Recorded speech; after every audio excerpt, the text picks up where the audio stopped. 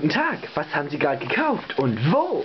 Guten Tag, ich war bei Tara. Oh, ich habe mir ein paar Socken gekauft. Super, sag ich Ihnen, total billig und super Qualität.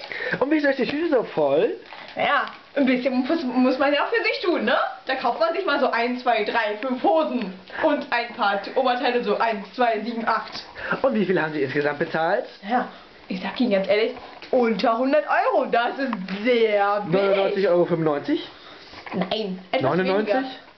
Nein, 98,93 €. Oh mein Gott! Damit habe ich satte 1,07 € gespart. Das ist richtig billig. Wenn man woanders einkaufen würde, würde man viel mehr bezahlen. Aha. Also kaufen Sie bei Tara M. Professional care, not for you, just for me.